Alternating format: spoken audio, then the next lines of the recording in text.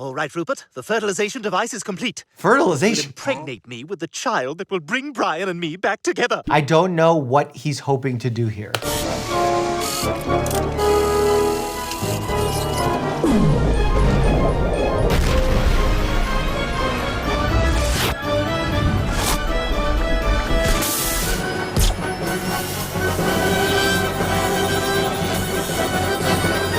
They injected something into his umbilicus, but he doesn't have a uterus. What is the plan here? He's gonna poop out a new baby? Good morning, Brian. What is that? I smell pee. Yes, you do, Brian.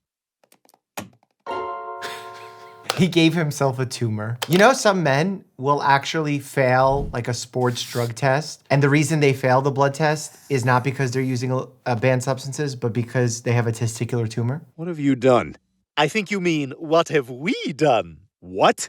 Brian, we're pregnant. Oh, my God. I took your DNA and inserted it into my temporary uterus through my fertilization device. What's a temporary uterus? Oh my God, you're serious. People are gonna think I had sex with a male baby and then got him pregnant. Oh, thank you for finding a way to make it sound horrible. It sounds horrible and not scientifically plausible. Jeez, how far along are you? I'm not really sure. 2 days, 6 months. There's a certain amount of guesswork involved in this. You know, we could actually do the measurement by measuring above the suprapubic area to the end of the round portion of the belly. Oh, my back is killing me. And I've also been experiencing a little morning sickness. That was projectile vomiting. In a baby, I'm worried about pyloric stenosis. Let's get a few candids. Dad, can I get one of your head on the belly? Oh, Dad. I just got emotional. I feel like he has a small bowel obstruction. He's vomiting because of the small bowel obstruction, and it's creating a buildup of gas. I'm having such a craving for burgers. It's like my body is just craving red meat and mint chip ice cream, but only mint chip. A little pica goes a long way. What are you looking at? Go push your buttons. My husband will kick your ass. Stop saying I'm your husband. Oh, Brian, I need you to take me to the hospital. Why?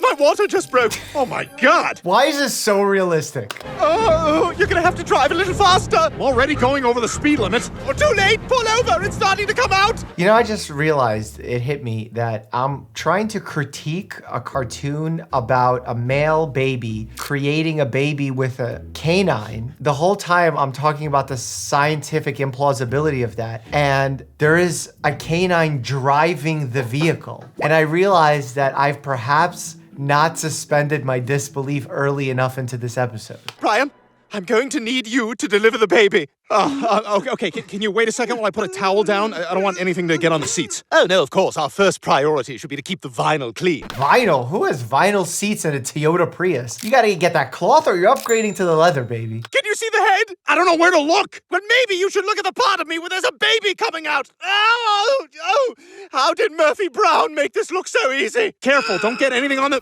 Oh. seats. Oh, God, I think another one's coming. I don't see it. I think it's coming out of my mouth. There's more. I'm sure this is not the commercial Toyota imagined for their Prius.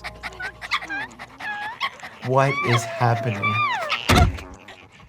Okay, while this is all ridiculous, I want one. I just put Jack and Rose down for their nap, and I'm trying to keep the more attractive ones in this area. This is a nightmare. Oh, I caught 2 of them trying to eat each other, so that's something we need to watch out for. You know, Bear was born in a litter of like 13, and almost all of them died. He's a survivor. This is for the best. Yeah, I mean, I'm sure they'll be adopted. Oh, God, yeah. I'm still keeping all the gifts from the baby shower. You had a baby shower? They have cats that are like bred with some kind of wild type savanna cat, and they're called F1 mixes or something based on the generation that they are. This is that, but human dog. Homo canine sapien. Oh, well, every Halloween, me, Joe, and Quagmire do this thing where one of us is it, and then the other 2 of us nail the crap out of him with awesome pranks. Well, who's it this year? Hey, get away! Just get away from me, Peter! Hey, take it easy, Quagmire. Nobody wants to hurt you. Right, Joe? Gotcha! Ha! Hepatitis C! Joke's on you, I already got it. Meningitis! I'm a carrier. What does that mean, you're a carrier? You could at least say you just got the Bixero meningitis vaccine. I don't know, Joe. That's it. We're out of known diseases. Unless... You go to Russia and you get that smallpox, baby. What are they getting here? Ebola? Oh, malaria? All right, what this is has no name, so you can't have it. I love that he sicked the fly or the mosquito onto him. Oh. We got him. Halloween is fun. That's a dangerous game to play because some conditions are lethal real quick. And by the way, if you have a unique condition, let's say from Africa, from visiting Africa, and you don't tell your doctor that you just came back from Africa, we're gonna have a terrible time diagnosing you. In fact, I guarantee you will be misdiagnosed. Peter, you gotta come outside. This already feels like an episode of Hoarders, Strange Addiction, where the person's stuck inside their home, they're keeping all their bottles of beer and Chinese food. It doesn't look like a healthy lifestyle. We'll leave it at that. Oh, that's called stuck to the sofa pillowitis.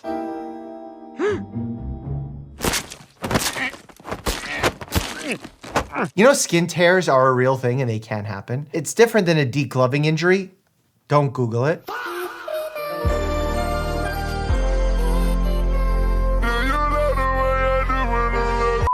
This is gonna be painful. Although maybe if he has a hairy back, it's just gonna be a back wax. You'll be fine. Here's a video to help you understand. When a fat guy's sweaty skin presses against couch fabric for an extended period of time, the fabric fibers fuse together with the skin. No, they don't. This is like, I think they're trying to paint the picture of licking an ice pole or a metal pole when it's icy out. The longer you stay sedentary, the stronger the bond. You know what's interesting though? Wild medical concept, but if you do have two organs that are touching together for a long period of time, and if they're rubbing, there's friction, there's inflammation, you can develop a passageway, also known as a fistula. So you can have your intestines create a passageway into your bladder where, yes, your worst fear comes true. You pee poop. You pee poop. You pee poop. Oh, hell no! Hell no! Whoa! Hey, Mom, was I always able to see the living room from the kitchen? I've had enough of this. That stupid couch is messing up our house. If Peter won't let Dr. Hartman remove it, we're doing it ourselves. I put an Ambien in his beer so he's out cold. An Ambien is not gonna keep someone asleep if you start performing surgery on them. Not that I'm ever recommending anyone tries that. I saw you put Ambien in your beer too. Every adult has to take Ambien every night to even have a prayer at sleep. Not true. It's only used for short form insomnia.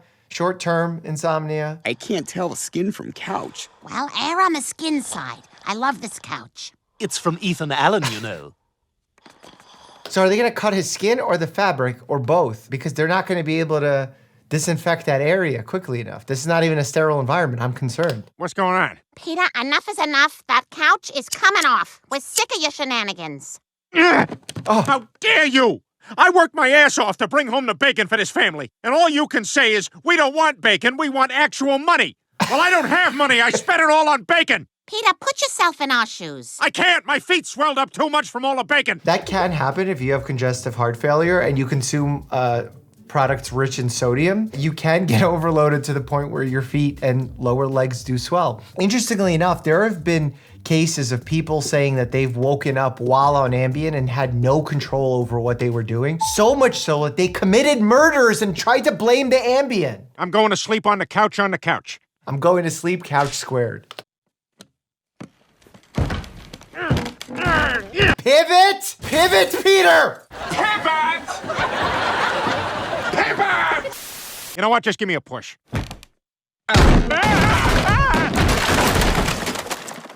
I'm sure the couch provided adequate cushioning for that fall. Peter, you should really slow down. You've already had like 30 hamburgers. Shut up, Brian. It relieves the pain of mustachelessness. Are they in White Castle where you get those like mini burgers? And it's working. I no longer feel the pain.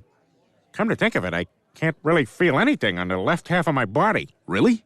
That doesn't sound good. That sounds like a stroke, and I'd be concerned, especially with his little speech difficulty that he's having there. Oh, Peter, are you winking at me?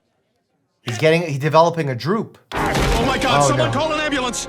This is where time is of the essence because there's a certain window that we can help treat the clot with a medication known as TPA. Mrs. Griffin, your husband has had a stroke. I presume ischemic, but it could be hemorrhagic. Remember, there are two types. Ischemic is there's a blockage in blood flow in the blood vessels. Hemorrhagic, meaning that the blood flow is spreading in the brain in a sense because the blood vessels have ruptured and there's bleeding. But the problem is kind of universal. Because in both scenarios, the brain's not getting enough oxygen. Because when the brain's not getting enough blood flow from a blockage, not enough oxygen, it dies. If the blood vessels start bleeding out, the brain's not getting enough blood flow, not enough oxygen. The left half of his body is completely paralyzed. Oh my God. Peter, sweetheart, how do you feel? Had better days, Lois. Had better days. At least he's able to speak because sometimes with a stroke, you might get some kind of aphasia. Have you ever had a chiropractic adjustment? What's that? It's a procedure where a guy who couldn't get into medical school tries to rip your head off. Does it work? If you believe it works. It's kind of like the Polar Express. Let's do it. Okay, I'll give it a shot. But isn't he not a chiropractor?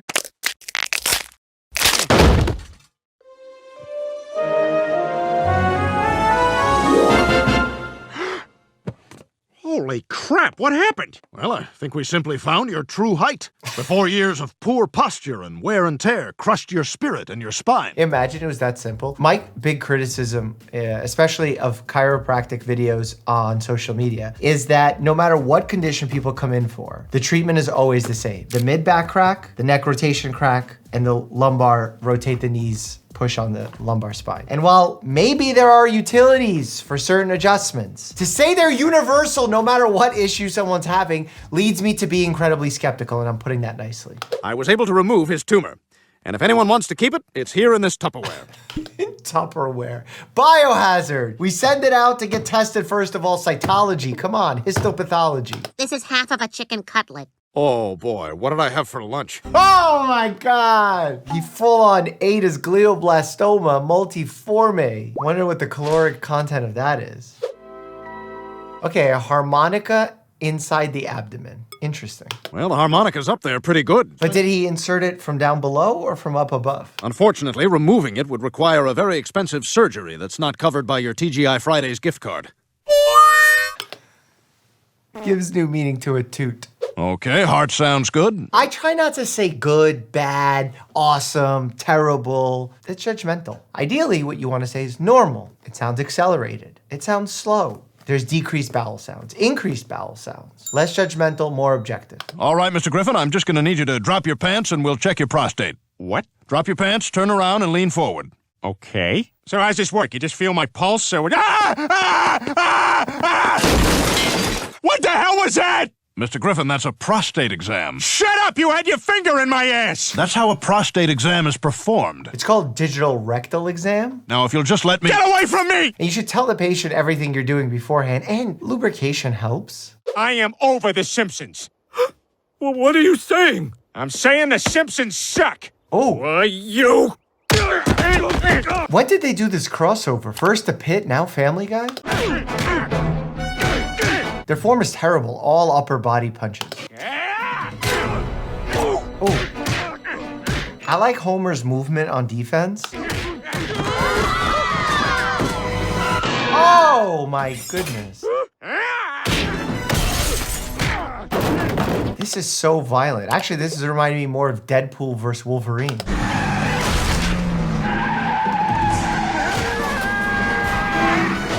All right, so if your body is being held in place by doors of a bus, you will be developing neck spasms, most prominently of the sternocleidomastoid muscle, as well as the paraspinal muscles and the anterior and posterior scalene muscles of the neck. And then as your body is being hit across multiple vehicles, you're gonna develop significant damage in your femur, most notably around the greater trochanter.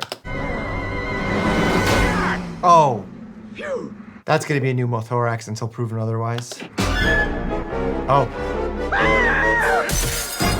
Oh! Okay, he can't last long in that position. I'm in danger. Yeah, you are. Oh, you gotta be careful of the radiation.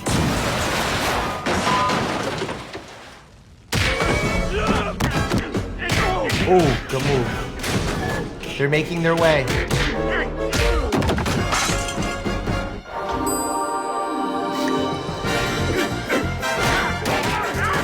Hey, that's no fair. I don't got none of them. Is that true? Family Guy has no Emmys?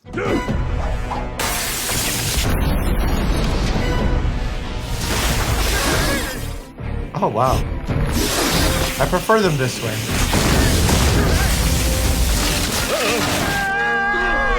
I don't know what this green substance is, but it can't be good for their skin. Oh, it's Incredible Hulk now.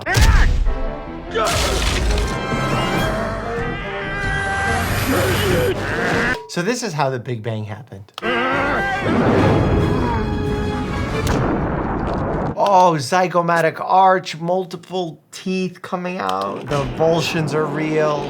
Oh my God, the exophthalmos, the eye.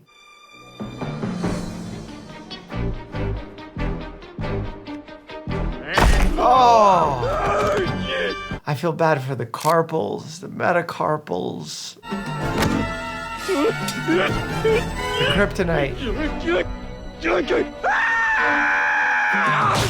Oh, right in the scrotum.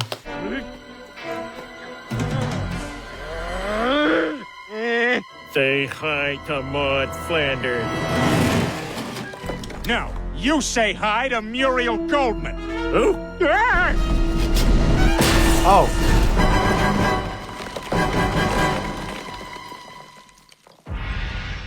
Well, he can't be alive, surely. This is not compatible with Simpson's life.